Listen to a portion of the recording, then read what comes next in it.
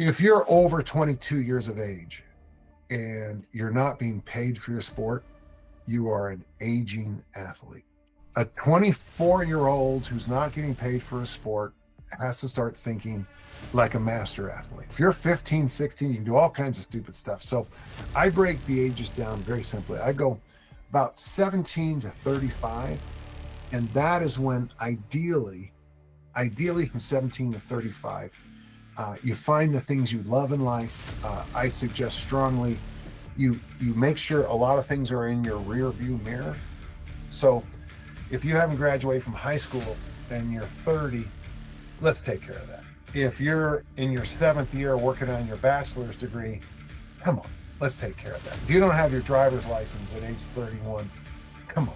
From 17 to 35, you want to be in a place where you're taking care of things. You know, you're checking off the things. And you want a lot of these things in your rear view mirror. I got my first master's when I was 22. And I'm not bragging, but and the nice thing is that for the rest of my life, I never had to get another master's. I learned the Olympic lifts, as I was saying earlier, when I was 17 years of age. So once I learned the Olympic lifts, I never had to relearn them again. I learned kettlebells only about 2 decades ago. But that's okay, because I went to certs, I listened to good people, I listened, I learned, I listened, I learned. But it'd have been nice to learn kettlebells in 1974 versus 2004. If you're following the point. Sadly, modern kettlebelling wasn't there yet. So from 17 to 35, you should learn how to cook for yourself, clean up after yourself. Sometimes wipe your own bottom, for God's sakes. You should mow your own lawn, that kind of stuff. And then in the athletic field, since you're still young and pliable, your focus should be on, you can probably handle more ballistic work, more explosive work, and you can probably keep learning new things. Then the next one is the tough one. That's 35 to 55. And I always tell people this is probably the biggest investment you'll make in your life physically. Ideally, you show up at 35, not too broken, not too many. All your joints are still your joints. They're not titanium. You don't have a bunch of metal in your body. You don't have a bunch of scars. I did, but you don't need to. So what I try to teach people is that the best time to invest for retirement is probably ages 18 to 23. If you can put $10,000 a year at age 18 into your retirement, 10,000 at night, 10,000 at 20, trust me, you don't have to worry about retirement. Compound interest is going to take good care of you. So yeah, sometimes in life, because life kind of is opposite. You should save for retirement when you're 18, and you should probably take care of certain things but at 35 to 55, this is when you set yourself up for success in your later years. And there's a concept I call everyday strength.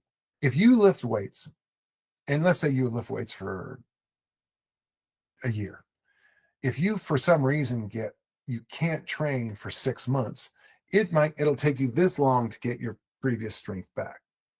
Then you train for a year, and then you take a year off. It'll take you less time to get back to your previous strength.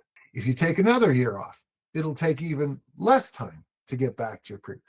The body seems to remember strength. So what I tell people, this is the time to build up your everyday strength. If you take 6 months off from training of any kind, whether it's bike riding, rock climbing, weightlift, I don't care. Your first, second, and maybe third workout back, that level you're at, that's your everyday strength. And that's going to last a really long time into your life, deep, deep into your life. If you were to take 6 months off, you had a surgery, you had some kind of family travel issue, and then you came back first, second, third workout, wherever you are in that second or third workout, I can almost guarantee at 68, you'll be able to keep those strength levels. So what you're doing from 35 to 55 is you're making that great investment into those later years of your life. So that's why I tend to tell people 35 to 55, okay, 2 things, right? Don't get fat, don't get debt, right? Okay, do that and get as strong as you can. And show up, don't get hurt, be smart. After 56, the rules do change, and I'm at it right now. So what I tell people, and it is funny, Lean body mass just seems to sprint from your body after 56. So I tell people, if possible, this is when you should finally train like a bodybuilder. This is when you should chase lean body mass. I'm very happy. I just went to my high school 50-year reunion. People say I look good. Thank you very much. It means a lot. But it's because I focus on trying to keep my lean body mass and fight that body fat as hard as I can back down. So lean body mass after 56, number one.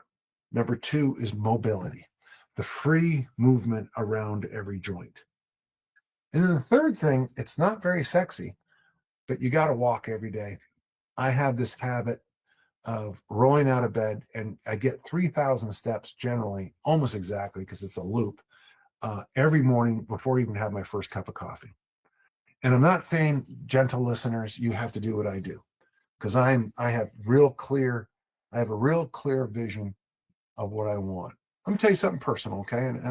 And today I went to the mortuary today because I'm having to deal with Tiffany's cremains. It's not a great story. I don't like any of it, but I have the box with Tiffany's cremains in it, her ashes, for those who know what that means.